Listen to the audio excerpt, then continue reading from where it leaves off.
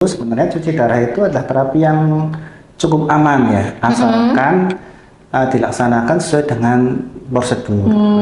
Ada langkah-langkah yang harus kita lalui sebelum dilakukan tindakan HD. Seperti kita pertama melakukan penimbangan berat badan. Dengar ada perkumpulan keluarga pasien HD, betul? Ya, ada komunitasnya namanya Paguyuban. Paguyuban pasien HD RSUD Haji Barang. Jadi ada ketuanya, ada sekretarisnya, ada bendaharanya. Wah, yang teratur. Bagi yang sudah rutin HD atau ada penyakit ginjal yang perlu dihindari apa, Mas? Yang perlu dihindari pertama adalah yang paling utama itu makanan. Ya. Ada beberapa makanan yang tidak boleh dikonsumsi oleh pasien gagal ginjal kronis. Seperti makanan yang mengandung kalium yang tinggi, seperti buah-buahan. Segala macam buah-buahan mengandung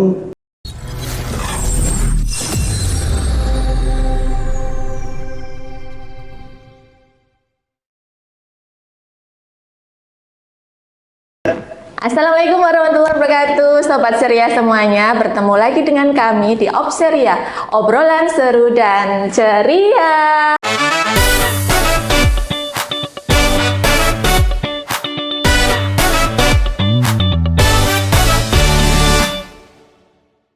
Kali ini kita kehadiran seorang tamu yang spesial, yaitu Mas Gunawan Susanto. Assalamualaikum warahmatullahi wabarakatuh. Waalaikumsalam. Bagaimana kabarnya Mas Gunawan? Alhamdulillah baik, Mbak Nino.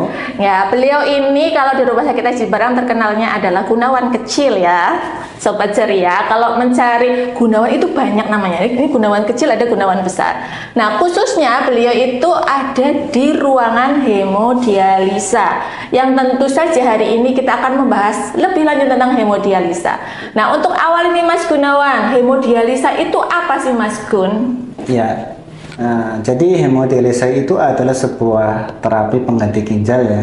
Jadi fungsinya untuk menggantikan ginjal yang sudah rusak. Ini dilakukan pada pasien-pasien gagal ginjal kronis, terutama pada mereka yang sudah memasuki gagal ginjal tahap akhir. Tahap akhir ya. Jadi itu sebagai pengganti ginjal gitu ya Mas Gun ya? Karena ginjalnya sudah rusak, mungkin fungsinya tinggal 15% saja baru dilakukan tindakan hemodialisa. Fungsinya untuk menggantikan fungsi ginjal yang sudah rusak, seperti untuk mengeluarkan cairan dari dalam tubuh pasien, kemudian untuk menyaring sisa-sisa metabolisme, dan untuk menyeimbangkan kadar elektrolit dari dalam tubuh pasien. Gitu. Nah, bahayanya apa itu Mas Gun? Kalau misalkan udah ada yang ginjalnya rusak, terus tidak dilakukan hemodialisa?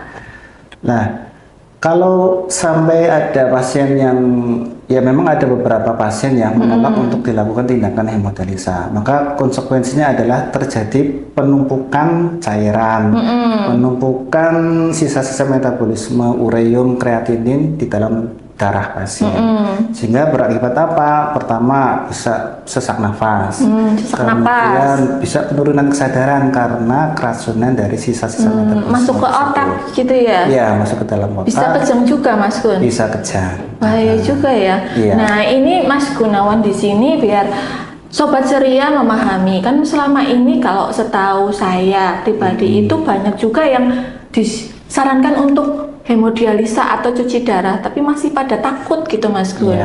Nah, mungkin Mas Gun bisa menjelaskan lebih rinci bagaimana sih itu prosesnya untuk cuci darah? Ya, terima kasih atas pertanyaannya. Jadi bagi yang teman-teman yang belum mengetahui tentang terapi cuci darah itu, sebenarnya cuci darah itu adalah terapi yang cukup aman ya, asalkan dilaksanakan sesuai dengan prosedur. Ada langkah-langkah yang harus kita lalui sebelum dilakukan tindakan HD. Seperti kita pertama melakukan penimbangan berat badan. Fungsinya untuk menentukan berapa sih cairan yang akan kita tarik dari dalam tubuh pasien. Kemudian kita lakukan pengukuran tanda-tanda vital pasien, seperti tensi. Fungsinya adalah untuk memastikan bahwa kondisi pasien itu dalam kondisi yang stabil, sehingga nanti diharapkan ketika dilakukan tindakan cuci darah, tindakan tersebut menjadi tindakan yang aman dan efektif bagi pasien. Gitu. Nah, berarti tidak perlu takut ya, insya Allah sudah ada tim ahlinya sendiri dan sesuai protapnya ya Mas Gun ya. Ternyata sudah ada step by step. Nah, untuk frekuensinya Mas Gun, setahu saya itu sering loh pasien itu kayak langganan ya kalau pasien hemodialisa. Nah, itu berapa kali seminggu Mas Gun?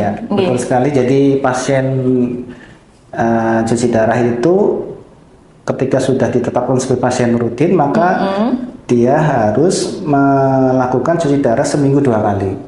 Semuanya itu sama, seminggu 2 kali? Ada yang 1 kali, tergantung ada yang seminggu 1 kali, tergantung apanya itu? Instruksi dari dokternya, DPCP-nya ya. Apakah sudah perlu yang seminggu 2 kali atau 1 kali seminggu gitu ya? Ya, mungkin kalau misalkan fungsi ginjalnya masih banyak, mungkin persentasenya masih banyak, mungkin baru 1 kali seminggu. Tapi kalau yang sudah parah, seminggu harus 2 kali. Dengan 1 kali CCHD sekitar 4-5 jam. Selama 1 kali siklus HD itu sekitar 4 jam. 4 sampai 5 jam. Ya. Seminggu 2 kali. Kalau pasien HD itu ada yang dipasang selang, ada yang enggak. Itu bedanya apa Mas Gun? Jadi itu namanya akses vaskular ya. Di mana aja itu tempatnya? Ya, tempat keluar masuknya darah untuk dicuci. Ada yang namanya avesan. Avesan itu dibuat dengan cara operasi. Ada yang dipasang selang di sini ya, di bagian dada. Bagian atas ini, di bagian selang. Biasanya untuk sementara saja. Oh, itu sementara berapa lama sementaranya? Tergantung jenis selangnya. Ada yang kalau yang kualitasnya bagus bisa 1 tahun, tapi kalau yang biasa digunakan 3 bulan. Itu adalah akses sementara saja untuk mempersiapkan operasi avesan, karena avesan adalah akses yang paling baik untuk pasien gagal ginjal kronis. Avesan itu yang tempatnya di mana? Yang di pembuluh darah ya? Di tangan yang tidak dominan, di tangan kiri. Dilakukan operasi di situ, menghubungkan antara pembuluh darah arteri dan vena, sehingga pembuluh darah vena itu membesar dan alirannya deras, sehingga bisa digunakan untuk akses hemodialisa. Kalau di Rumah Sakit Aji Barang sendiri sudah ada berapa banyak alatnya Mas? Untuk mesinnya itu kita sekarang sudah ada 16 mesin. 16 mesin dalam 2 shift ya, pagi dan sore. Udah banyak ya, udah banyak yang ke sini ya Mas Gun ya. Saya dengar-dengar ada perkumpulan keluarga pasien HD, betul? Ya, ada komunitasnya namanya Paguyuban Pasien HD RSUD Aji Barang. Jadi ada ketuanya, ada sekretarisnya, ada bendaharanya. Jadi sudah terorganisir, fungsinya adalah untuk menampung dari kebutuhan pasien HD dan juga sebagai memfasilitasi lah ya, memfasilitasi antara tenaga kesehatan dengan pasien HD. Jadi silaturahmi antara pasien dan juga dengan tenaga kesehatannya ya. Betul sekali. Yang jelas kayak seperti keluarga sendiri ya, karena seminggu ketemu 2 kali. Lo lagi gitu ya. Iya, betul sekali. Jadi untuk Sobat Ceria semuanya, jika ada keluarga atau tetangga yang memiliki penyakit ginjal dan disarankan untuk hemodialisa, jangan ragu untuk datang ke Rumah Sakit Aji Barang. Di Rumah Sakit Aji Barang ada paguyuban untuk pasien-pasien HD ya. Insya Allah sudah dekat dengan karyawan-karyawan dan tenaga kesehatannya. Iya, betul sekali. Bagi kita yang masih sehat ginjalnya, alhamdulillah ya Mas Gun ya. Karena Allah masih memberikan karunia-Nya dengan alat kecil. Ketika di hemodialisa alatnya besar ya Mas Gun ya? Iya, besar. Alatnya besar digantikan. Nah, kita harus patut untuk bersyukur ya Mas Gun ya. Betul sekali. Nah, sekarang untuk pesan-pesan dari Mas Gun sendiri bagi Sobat Ceria untuk pasien yang seharusnya HD atau yang masih punya ginjal sehat, silahkan Mas Gun.